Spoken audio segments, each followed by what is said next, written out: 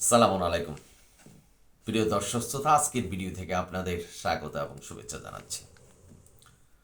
ভিডিওর প্রসঙ্গ হলো, এক ভাই প্রশ্ন করলেন যে আল্লাহ সর্বজ্ঞ, আল্লাহ জানিয়ে দিয়েছেন আল্লাহ সর্বজ্ঞ, তাহলে আমাদের কেবলা শুধু কাবার দিকে কেন? ধন্যবাদ, আপনাকে সুন্দর প্রশ্ন করেছেন। এই প্রশ্নের যদি খুব সংক্ষিপ্ত উত্তর দিতে হয় তাহলে বলতে হবে যে এটা আল্লাহর ইচ্ছা, আর আল্লাহর ইচ্ছাই আমাদের ইচ্ছা।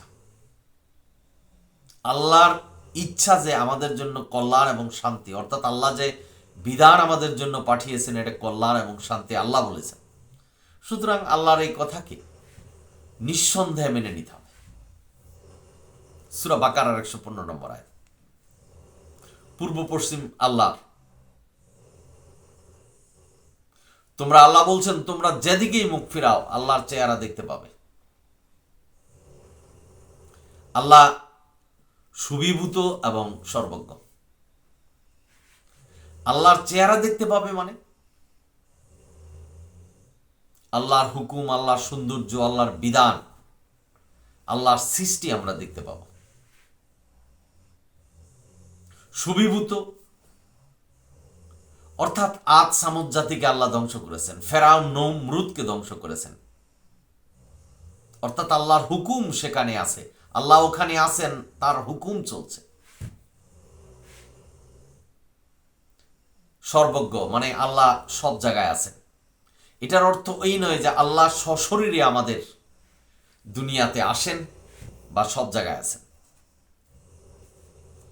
এটা নয়। অর্থাৎ আল্লাহ দেখছেন, আমরা যত গোপনে বসে যত পাপি করছি, যা কিছু করছি আল্লাহ দেখছেন।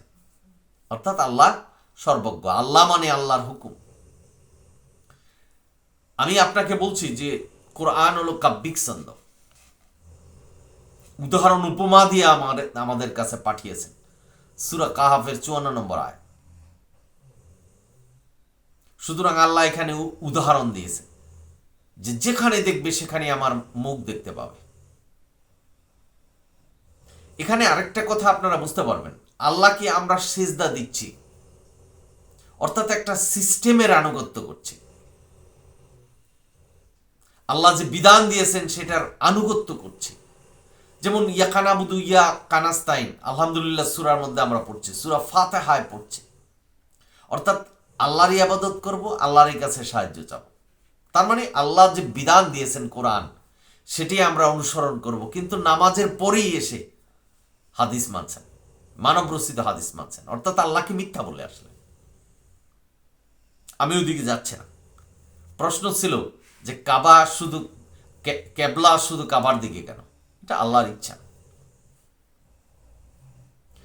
যতগুলি হুকুম আমাদের দিয়েছেন সবগুলি হুকুম আমাদের জন্য কল্যাণ এবং শান্তি। আপনি কেন বলতে পারবেন না? আল্লাহ কেন করলেন সেটা বলতে পারবেন না।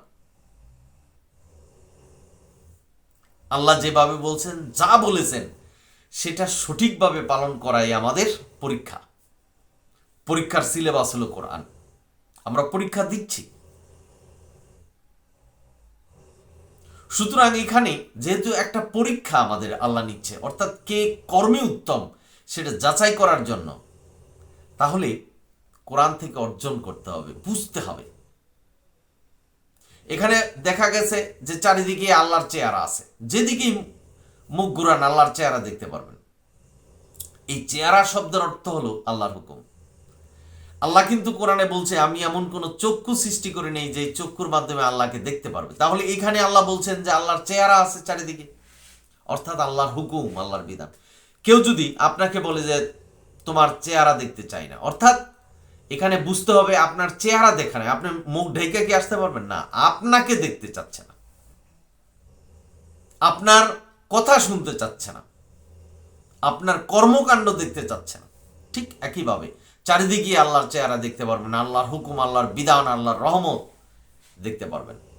আল্লাহ সুবিভূত, অর্থাৎ আল্লাহর হুকুম সব জায়গায় চলছে। আদ সামুদ জাতিকে ফেরাউন নমরুদকে ধ্বংস করেছেন, আল্লাহ দেখছেন, বিচার করছেন, অর্থাৎ আল্লাহ সর্বজ্ঞ। সঠিকভাবে আপনি বুঝতে পারবেন কিন্তু আল্লাহ সশরীরে আমাদের পৃথিবীতে নেই, আল্লাহর প্রয়োজন নেই, আল্লাহ তার কুরসিতে বসে সবকিছু দেখছেন। তাহলে সশরীরে কোরআনে আছে, যেমন সূরা বাকারার অর্থাৎ আয়াতুল কুরসি যেটা, সেটাতে পড়তে পারবেন, পড়লে বুঝতে পারবেন যে আল্লাহর কুরসি এই বিশ্ব ব্রহ্মাণ্ডে যা কিছু আছে সবার উপরে ব্যপ্ত। ওখানে বসে আল্লাহ বিশ্ব ব্রহ্মাণ্ড পরিচালনা করছেন। আপনি মনে করেন একটা খুব ক্ষুদ্র গ্রামে বাস করছেন,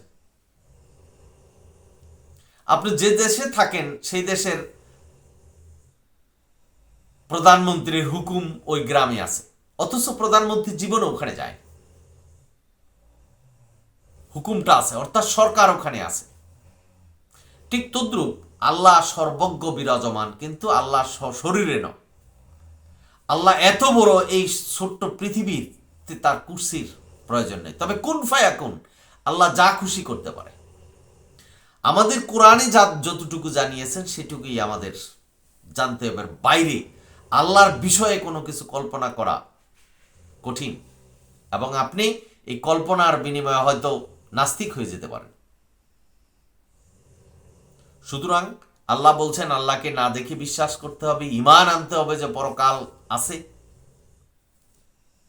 নবী রাসূলরা আছে, কিতাব দিয়েছেন আল্লাহ, এগুলির উপর বিশ্বাস করতে হবে বিনা প্রশ্নে।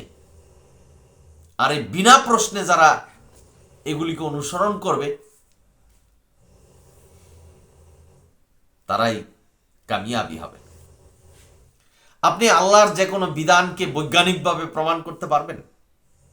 এই ক্ষমতা কি আল্লাহ আমাদের দিয়েছে? আমরা তো একটা পিঁপড়া সম্পর্কেও জানি না, আল্লাহর সৃষ্টি ক্ষুদ্র প্রাণী সম্পর্কে জানছি না, তা আল্লাহ সম্পর্কে আমরা কিভাবে জানব?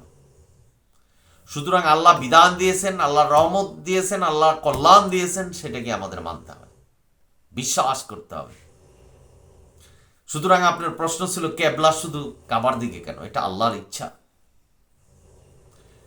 কাবা ঘরে আল্লাহ থাকেন সেটা নয়, আল্লাহর ঘর হিসাবে আল্লাহ আখ্যায়িত করেছেন। যেহেতু বলছেন সেটা আল্লাহর ঘর, আল্লাহ থাকবেন না সেটা আল্লাহর ইচ্ছা। হয়তো আল্লাহ আছেন, হয়তো না, কুন ফায়াকুন, যা খুশি তিনি করতে পারেন। সুতরাং কোরআনে যেহেতু এই কথা আমাদের বলেনি, কোরআন বলছে বিশ্ব ব্রহ্মাণ্ডের উপরে ওনার কুরসি আছে, ওখানে বসান। আয়াতুল কুরসির অর্থটা পড়বেন, তাহলে বুঝতে পারবেন। তাহলে ওখানে বসে উনি পৃথিবী পরিচালনা করছেন, বিশ্ব ব্রহ্মাণ্ড পরিচালনা করছেন। সুতরাং আমি আবারও বলছি, যিনি প্রশ্ন করেছেন বিশেষ করে, কাবার দিকে আল্লাহ কেবলা করেছেন এটা আল্লাহর ইচ্ছা, বৈজ্ঞানিকভাবে এটা প্রমাণ করা যাবে না, প্রয়োজন নেই। আল্লাহ বলেছেন, এটাই আমাদের জন্য যথেষ্ট, এটাই হলো আমাদের ধর্ম, এটাই হলো আল্লাহর আনুগত্য। আল্লাহ বলছেন, কোরআনে লিখে আছে, সেটা আমাদের বিশ্বাস করতে হবে। কোরআন ঐশিকন্ত, সেটা বিশ্বাস করতে হবে। আপনি কোনো বৈজ্ঞানিকভাবে প্রমাণ করতে পারবেন যে কোরআন ঐশিকন্ত? আল্লাহ বলছেন, এটা আমাদের বিশ্বাস করতে হবে, বুঝে নিতে হবে যে আল্লাহ যে বলছেন কোরআন আল্লাহ সংরক্ষণ করছে, কোরআনের অক্ষর পরিবর্তন নেই। আপনি এই দুনিয়াতে অনেক জ্ঞানী গুণীরা বলে গেছেন কোরআনই একমাত্র কিতাব যেটার বিকৃতি হয়নি। আল্লাহ কোরআনে বলছেন যে কোরআন আমি হেফাজত করছি, কোরআন বিকৃতি করা যাবে না। কিন্তু মানুষ এটাকে বিকৃতি করছে, মানছেন না। কিন্তু কোরআনটা থাকবে, আল্লাহ এটা সংরক্ষণ করছেন। যেহেতু জান্নাত এবং জাহান্নাম আল্লাহ সৃষ্টি করেছেন, সুতরাং কোরআন কেউ মানবে, কেউ মানবে না, এটাও আল্লাহ জানে, সব কিছু জানে। আমার মনে কি কল্পনা হচ্ছে সেটা আল্লাহ জানে। এই দুনিয়াতে যত মোল্লারা আছেন, কেউ কি প্রমাণ করতে পারবেন যে আল্লাহ আছে? এটা প্রমাণ করে দিলাম।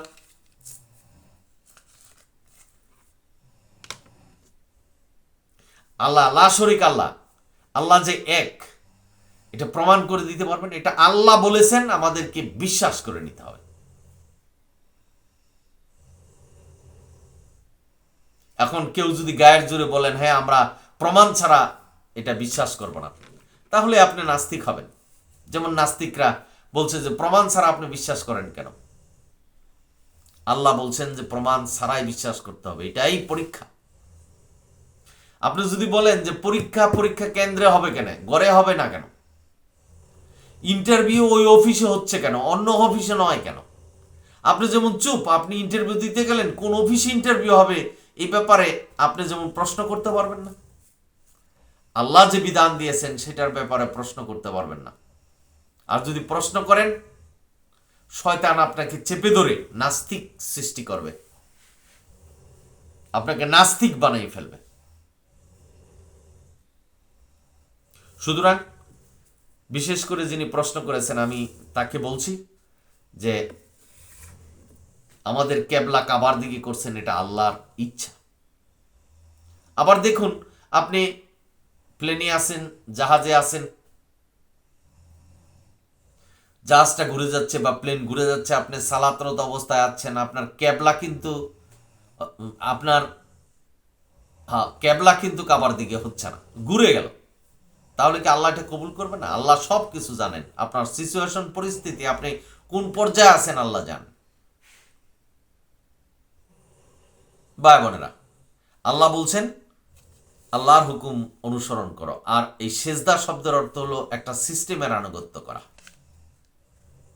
আল্লাহর বিধানের আনুগত্য করা। চারিদিকেই আছে। আল্লাহর বিধান মানতে হলে কোনো পূর্ব পশ্চিম দক্ষিণ পূর্বে মুখ ফিরাতে হবে না। তবে এটাকেও বিশ্বাস করতে হবে যে কেবলাকে আল্লাহ কাবার দিকে করেছেন, আমাদের এটাও মেনে নিতে হবে। আমাদের সালাত কাবার দিকে ফিরেই করতে হবে। এগুলি আল্লাহর ইচ্ছা, সমস্ত বিধানই আল্লাহর ইচ্ছা। আল্লাহর ইচ্ছাটাই আমাদের ইচ্ছা, তাহলে আমরা আল্লাহর আনুগত্য করব। আল্লাহর আনুগত্য মানে আল্লাহ যেভাবে বিধান দিয়েছেন সেভাবে অনুসরণ করার নাম আল্লাহর আনুগত্য। একটি কথা বলে রাখছি, আল্লাহ যেভাবে বলছেন সেভাবে অনুসরণ করুন। মানবরচিত কোনো হাদিস বা কোনো কিতাব অনুসরণ করতে আল্লাহ নিষেধ করেছেন। সূরা মুমিনুন 34। ভালো থাকবেন, সুন্দর থাকবেন, কোরআনের পথে থাকবেন। আলহামদুলিল্লাহ রাব্বিল আলামিন।